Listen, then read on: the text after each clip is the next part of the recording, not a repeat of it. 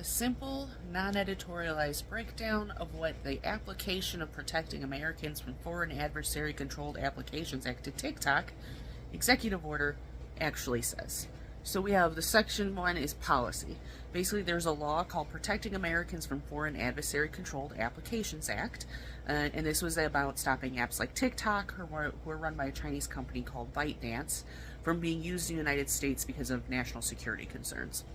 Section 2 outlines some actions. So the law says that starting January 19th, 2025, that it's illegal to allow these apps to be downloaded, updated, or managed through online stores or marketplaces, and that providing a hosting service or online storage to keep these apps running is also illegal. Now, the president is responsible for protecting national security and handling foreign policy. And because this law started just before the new president took office, there hasn't been enough time to figure out how to handle the security risk or decide if the protections that are currently in place are enough.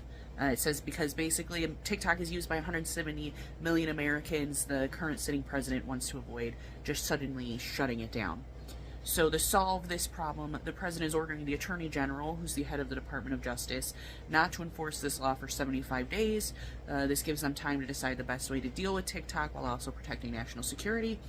And it instructs the Department of Justice not to punish anyone for actions involving TikTok during this time, for anything that happened before this particular executive order. And then it goes over, like always, the general rules. So this order does not change the powers of other governmental departments. It will follow laws and only happen if there's enough money basically to make it work. And the order does not give the right to sue the government or its workers to anyone.